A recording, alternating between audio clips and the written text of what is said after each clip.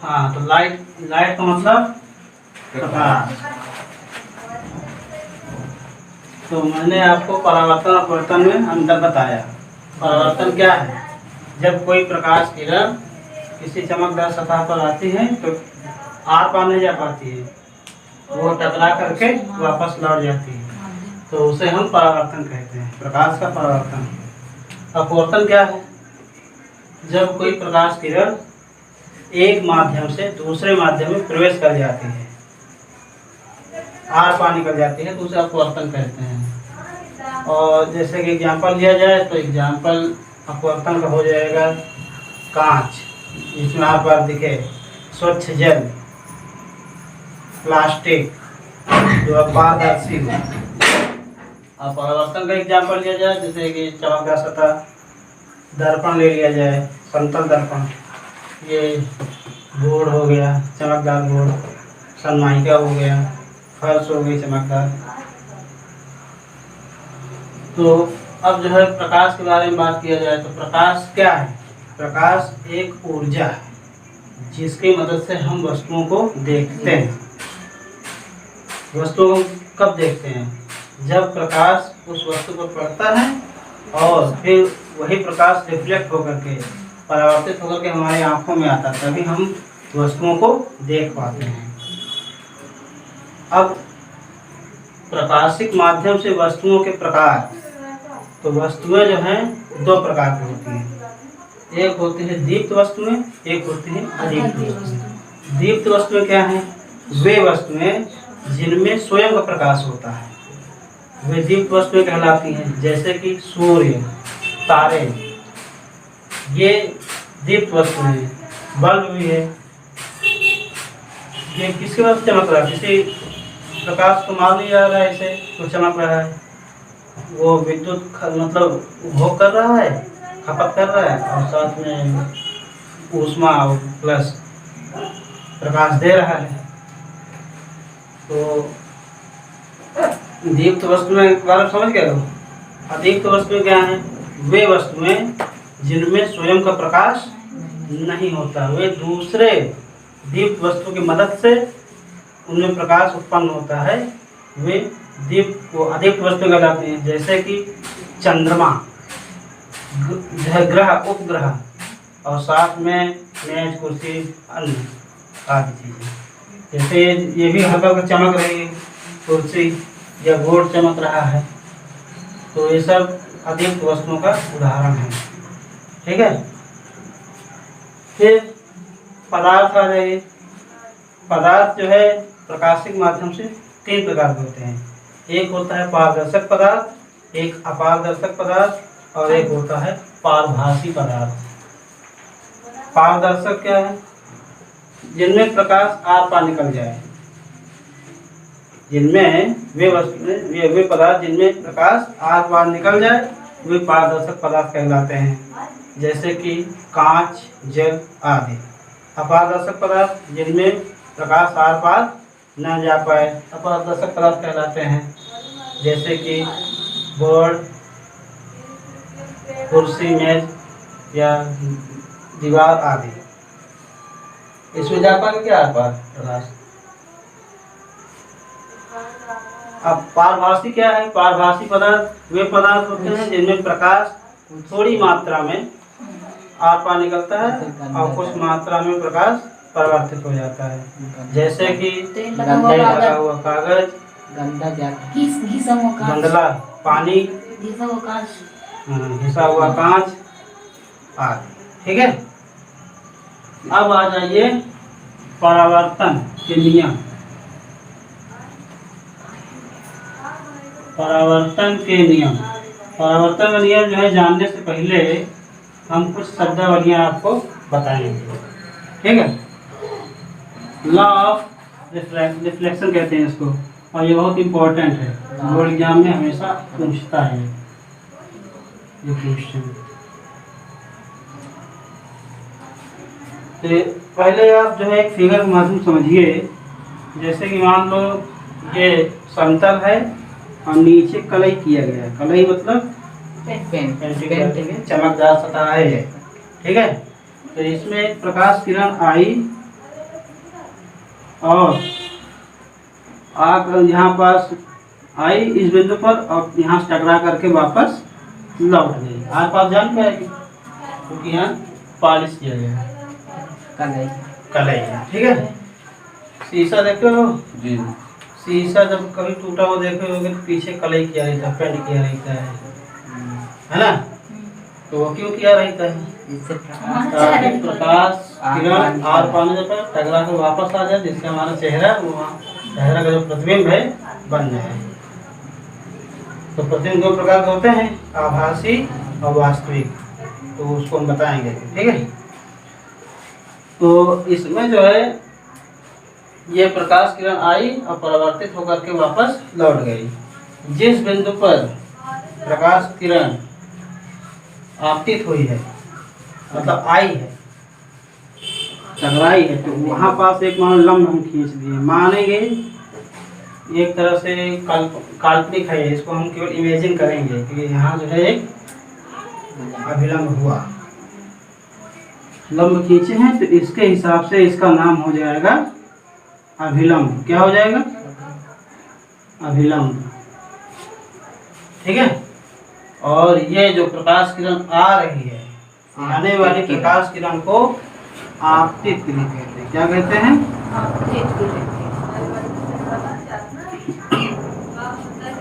कभी कभी आपतित किरण की परिभाषा पूछ लेता है, तो क्या बताओगे?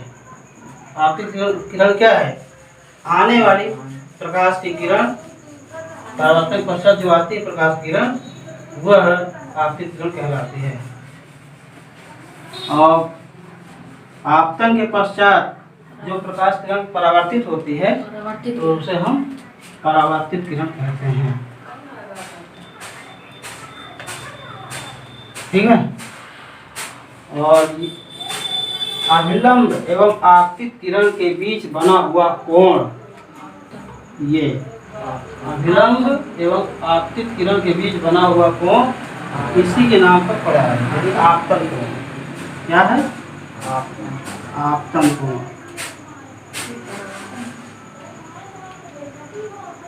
आपतन कोण को हम आई से डिनोट करते हैं।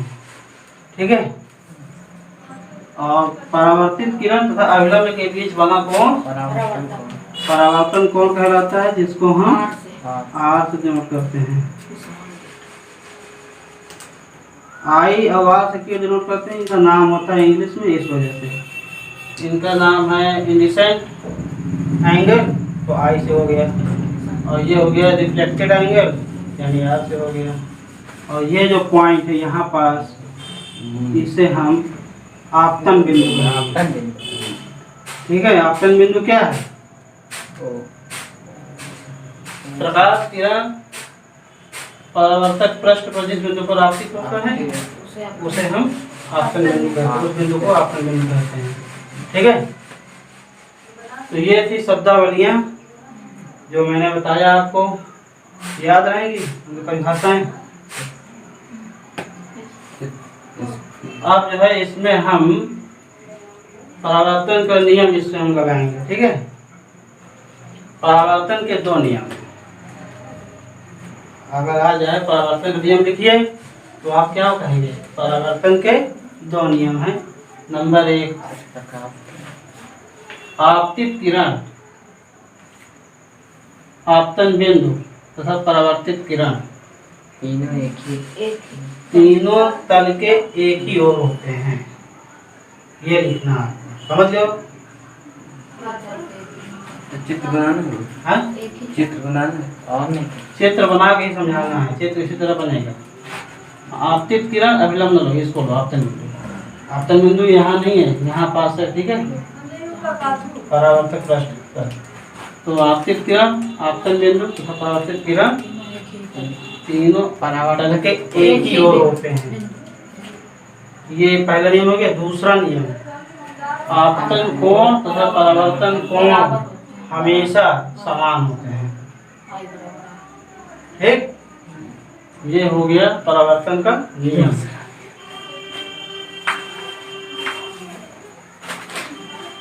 अब परावर्तन के नियम के अकॉर्डिंग जो है दर्पण लेते हैं हम।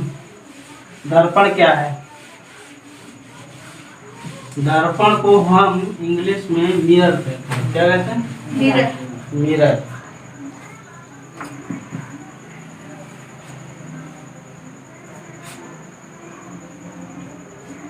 यानी एक चमकदार वस्तु यदि हम उसमें पॉलिश कर दें तो वह जो है दर्पण की भांति कार्य करने लगेगा।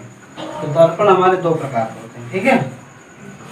नंबर 1 गोलीय दर्पण और नंबर 2 समतल दर्पण। गोलीय दर्पण क्या है? ये कांच का खोखला होता है, उसका जो है जो परत है जो है कटा हुआ नहीं, उसका जो परत है बाहरी सतह या आंतरिक सतह में कलई किया हुआ होता है, तो उसे हम गोलीय दर्पण कहते हैं। समतल दर्पण क्या है? समतल दर्पण का जो परावर्तक पृष्ठ होता है वह समतल होता है, इस तरह बोलो। और गोलीय दर्पण क्या है? गोलीय दर्पण का जो परावर्तक पृष्ठ होता है वो वक्राकार होता है या गोलीय होता है। ऐसे मान लो कांच का खोखला होगा है, यानी इतना जो अंदर एक खोखला है, ठीक है। गेंद है, गेंद देखे हो? कभी फट गई हो गेंद, देखे हो? अंदर खोखला रहता है कि नहीं, कुछ मोटाई में रहता है कि नहीं, उसी तरह मान के चलो, ठीक है। समतल दर्पण का परावर्तक पृष्ठ समतल होता है, यानी बिल्कुल सपाट बराबर, कोई ऊपर खाबर नहीं, कोई ऊपर नीचे नहीं। अब समतल दर्पण के बारे में कुछ जानकारी ले लो, ठीक है। समतल दर्पण में जो प्रतिबिंब बनता है वह हमेशा आभासी होता है, समझ लो ना। आभासी प्रतिबिंब बनेगा और आवर्धन जो क्षमता होगी यानी वस्तु के बराबर बनेगा, बराबर है, ठीक। जितनी दूरी पर वस्तु होगी उतने ही दूरी पर प्रतिबिंब भी बनेगा। सुनते जाओ ध्यान से। यदि कोई व्यक्ति अपना प्रतिबिंब देखना चाहता है, पूरा प्रतिबिंब देखना चाहता है समतल दर्पण पे, तो समतल दर्पण की लंबाई कितना और लेगा समतल दर्पण को, तो इसको याद रखिएगा, आधी अपनी लंबाई के आधा अगर समतल दर्पण ले लिया तो वो अपना पूरा प्रतिबिंब देख लेगा। यदि कोई व्यक्ति किसी चाल से दर्पण की ओर आ रहा है तो उसका जो प्रतिबिंब होगा वो ये उसमें एहसास दिलाएगा कि उसके दुगने वेग से वो आ रहा है, ठीक। यदि समतल दर्पण केवल ऐसे रखा हुआ है तो इसमें जो प्रकाश किरण है ऐसे जाएंगे, जा करके वापस ठीक है। तो इसमें जो है जो समतल दर्पण है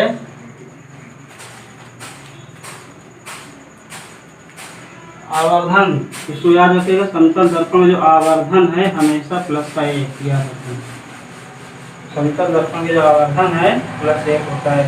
+1 आवर्धन का चीज है, आवर्धन है किसी वस्तु की लंबाई और उसके बने प्रतिबिंब के लंबाई का अनुपात हमेशा +1 हो, तो यानी आवर्धन 1। यानी आवर्धन क्या, किसी वस्तु की लंबाई एवं उसके प्रतिबिंब की लंबाई के अनुपात को आवर्धन कहते हैं, ठीक।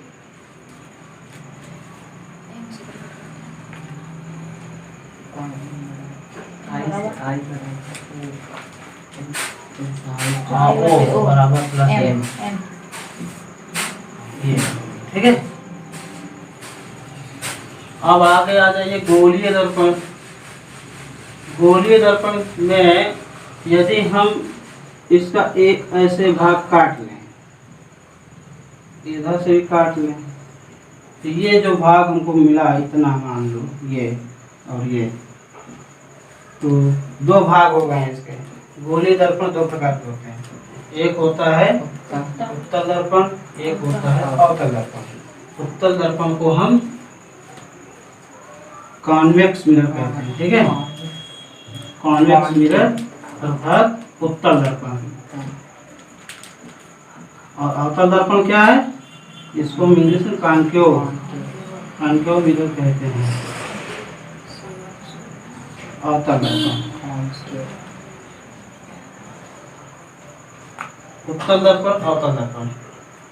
तो इनकी पहचान क्या है? उत्तल दर्पण में जो परावर्तक पृष्ठ होता है वह उभरा हुआ होता है। ये मान लो इसमें हमने अंदर कलाई कर दिया, हमने इसमें अंदर कलाई कर दिया, तो अब ये जो है उभरा हुआ पृष्ठ जो है ये परावर्तक तल का कार्य करेगा। याद रखना, उत्तल दर्पण की क्या पहचान है? उत्तल दर्पण का परावर्तक पृष्ठ उभरा हुआ होता है और जो कलाई के भाग होता है धंसा हुआ होता है। अवतल दर्पण क्या होता है? अवतल दर्पण का जो परावर्तक पृष्ठ होता है वो धंसा हुआ होता है और जो कलाई की भाग होता है वो उभरा हुआ होता है। याद लगा लोगे? अब जो है कुछ एक और शब्दावली है, प्रकाश किरण पुंज। नाम सुनो, प्रकाश किरण पुंज।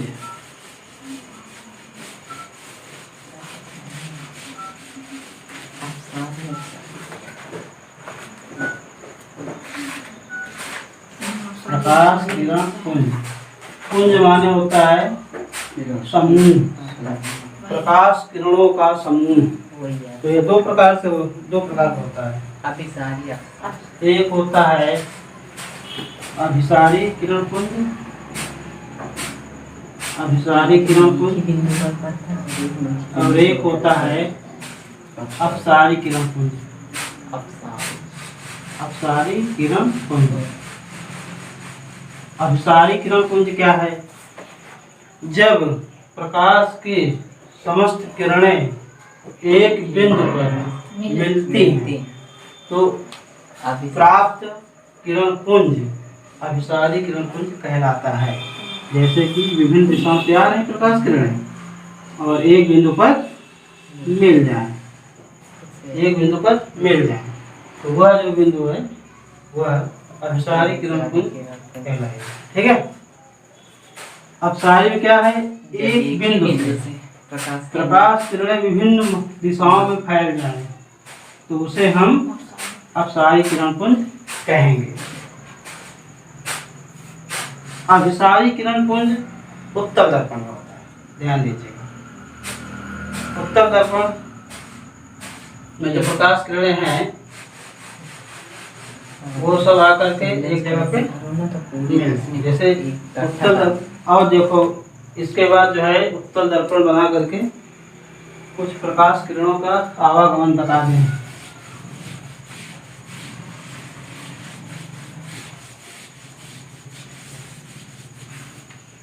ये है कौन सा दर्पण बताइए? और ये उत्तल दर्पण है ना। मान लीजिए ये 3 गुटका हैं कांच के, ठीक। इसमें हम एक क्वेश्चन करेंगे अभी, तो आप लोग पहले इस चित्र को देख करके समझिए कि उसी से संबंधित मैं इसमें क्वेश्चन करूंगा, ठीक। इसमें जो दर्पण का मध्य बिंदु एक होता है, ठीक, माना जाता है मध्य बिंदु। और जो मध्य बिंदु है उसी से एक जो है रेखा खींच दी जाए, बिल्कुल सरल रेखा, तो वह जो रेखा होगी मुख्य अक्ष कहलाएगी, प्रिंसिपल एक्सिस, ठीक है। इसी तरह इसमें भी ये, तो इसमें जो है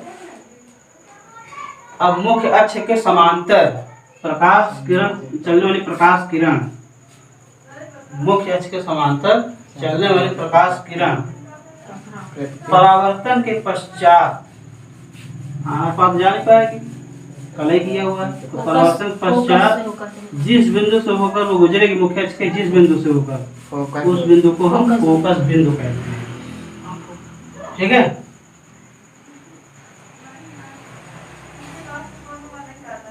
ये हो गया उत्तर दर्पण में। अब हम अवतल दर्पण, अब हम उत्तर दर्पण देखेंगे।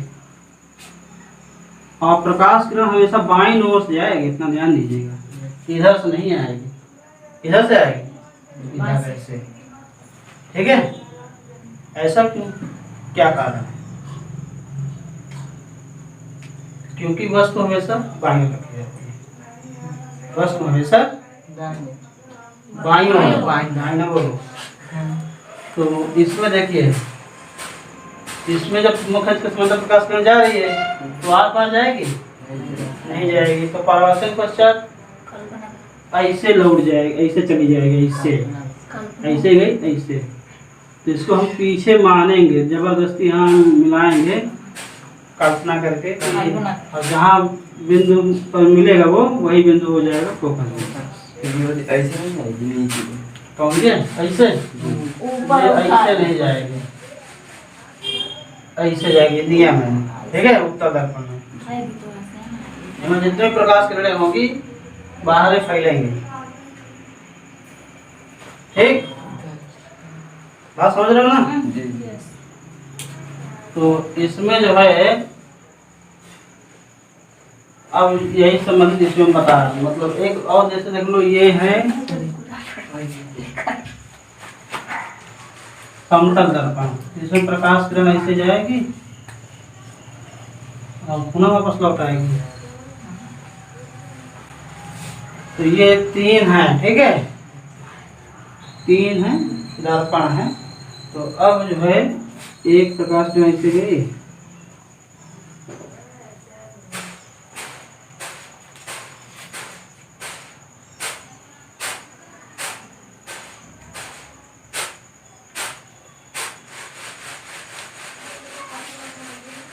तो इसमें ये बताइए कि कौन सा दर्पण है इसमें, ये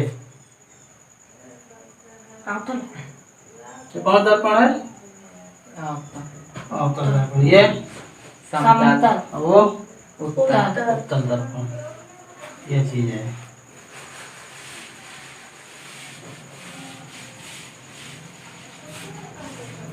अब प्रकाश किरणों का गमन, इसमें जो है प्रकाश किरणों के गमन की 4 नियम हैं। ठीक है, पहला नियम जान लीजिए, अब यह बहुत इम्पोर्टेंट है। अब जो बता रहे हैं यही से शुरू होता है कार्यक्रम। अगर यह तुमको समझ में आ गया तो फिर तुम डेरिवेशन, सूत्र का निगमन है, सूत्र है, और जितने आंकिक प्रश्न हैं ये सब समझ जाओगे। और जो स्थितियाँ बनती हैं, प्रकाश किरणों की स्थितियाँ बनती हैं अवतल दर्पण द्वारा, उत्तल दर्पण द्वारा, जो प्रतिबिंब होते हैं ना, प्रतिबिंब बनने की स्थितियाँ होती हैं, विभिन्न स्थितियों के माध्यम से विभिन्न जो है प्रकार के प्रतिबिंब को प्राप्त होते हैं। तो उससे ही जो है उनको जानने से पहले ये जानना बहुत ज़रूरी है, और इनको आप लोग चाहे किताब में एक पढ़ भी लेना। ये कौन सा दर्पण है? अवतल दर्पण। तो मैं पहले अवतल दर्पण को लेकर चल रहा हूँ, फिर जो है उत्तल दर्पण को लेकर चल रहा हूँ। ठीक है, प्रकाश किरणों के गमन करने की नियम, ये बोलो स्थितियाँ या नियम। तो ये जब कोई प्रकाश किरण मुख्य अक्ष के समांतर चलती है तो परावर्तन पश्चात किस बिंदु से हो जाती है? अभी बताया गया है ना। अब दूसरा नियम, प्रकाश किरण यदि फोकस बिंदु से होकर आ रही है तो परावर्तन के पश्चात मुख्य अक्ष के समांतर हो जाती है। वो ऊपर वाले को उल्टा है, ये इसी का जस्ट अपोजिट है। ये मुख्य अक्ष के समांतर चल रही थी, परावर्तन पश्चात फोकस बिंदु से होकर आई, और इसमें फोकस बिंदु से होकर चल रही है तो परावर्तन पश्चात मुख्य अक्ष के समांतर हो जाएगी। ये तीसरा है, ये का याद रखो, मुख्य अक्ष है, मुख्य अक्ष, ये भी वही है मुख्य अक्ष।